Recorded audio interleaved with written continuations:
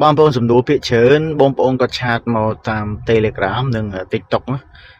បងប្អូនខ្លះក៏ទេមកសួរដែរអញ្ចឹងទៅអញ្ចឹងភាគច្រើនគាត់សួរថាតើ AWS ដែលចេញបញ្ហា log កហ្នឹងតើវាមានសភាពម៉េចហើយវាជន់ទៅស៊ីគ្រប់កងអត់អញ្ចឹងសម្រាប់ពួកគាត់ជាអ្នកជីគឺគាត់ឆ្ងល់បងប្អូនអញ្ចឹងគ្រប់សំណួររបស់បងប្អូននឹងព្យាយាមលើកឡើងយកមកផុសនៅក្នុងវីដេអូបងប្អូនឥឡូវនេះបងប្អូនមកនិយាយមកបង្ហាញពីបញ្ហាដែលពេលដែល log កហ្នឹងវាធ្វើឲ្យការជន់របស់យើងវាស៊ីល្អដូចពីមុនអត់ហើយនឹងវាស៊ីគ្រប់កង់ដូចពីមុនអត់ឥឡូវនេះយើងមកមើល data យើងលើកយក data កង់ទាំងអស់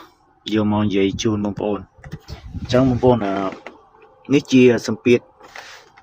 ពាធកង់ទាំងអស់បងប្អូននេះបងប្អូនคลิกលើឲ្យស្រួលយល់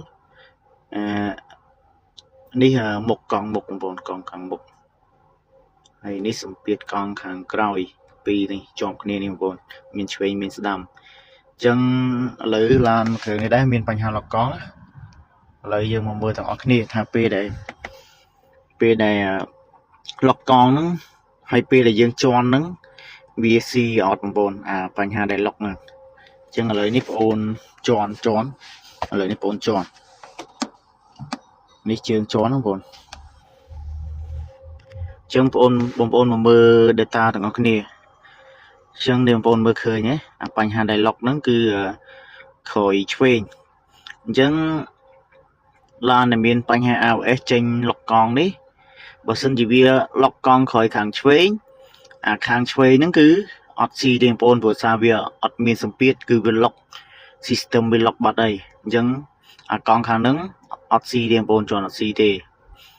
ជន់ដូចអត់ជន់ប៉ុន្តែកង់3ទៀតគឺនៅដំណើរការធម្មតាឥឡូវបងប្អូនដកជើងអានេះបងប្អូនអត់ជន់ណាបងប្អូនអានេះបងប្អូនអត់ជន់ប្រាំងទេហើយ data វាត្រឡប់មកវិញធម្មតាវិញឯង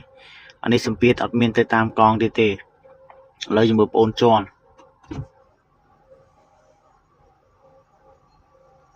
នេះបងប្អូនឃើញទេកង់ទាំង3ហ្នឹងគឺលោតឡើងមកធម្មតាបើន័យថាសម្ពាធវាធាក់ទៅធ្វើឲ្យស្បែកប្រាំងវាដំណើរការគៀបមួយតាមប៊ូវាហ្នឹងតែកង់ខាងនេះគឺអត់មានទេអញ្ចឹងបញ្ហាអត់មានអីទេបងប្អូនតែគាត់ថាពេលដែលយើងជិះលឿនទៅវាអាចទាញឬក៏វេអីចឹងទៅបងប្អូនណាអានេះវាក៏សំខាន់ដែរហើយក៏ជាបញ្ហាមួយដែលយើងត្រូវប្រយ័ត្នដែរបងប្អូនអញ្ចឹងយើងមិនអាចជិះលឿនបានទេពេលចេញ AWS យើងត្រូវប្រុងប្រយ័ត្នបើកបូដោយតែមានទំនួលខុសត្រូវបងប្អូនអញ្ចឹងនេះហើយជាបញ្ហា log កង់បងប្អូនយើងតើកាលណាវា log កង់ខាងណាគឺវាធ្វើឲ្យកង់ខាងហ្នឹងគឺអត់ដំណើរការទេអញ្ចឹងគឺវាអត់ស៊ីទេពេលដែលយើងជន់ទៅអញ្ចឹងហើយនេះជាបញ្ហា log កង់បងប្អូនមានតែប៉ុណ្្នឹងទេអញ្ចឹងសម្រាប់បងប្អូនដែលមានចម្ងល់ចង់សួរអីបងប្អូនអាចសួរបានបើបងប្អូនអត់ comment បងប្អូនអាចឆាតមកបានអាចសួរបានបងប្អូនគ្រប់ចម្លើយគ្រប់សំណួរដែលបងប្អូនចង់សួរបងប្អូននឹងព្យាយាមឆ្លើយហើយនឹងលើកឡើងមកបើសិនជាសំណួររបស់បងប្អូនវាអាច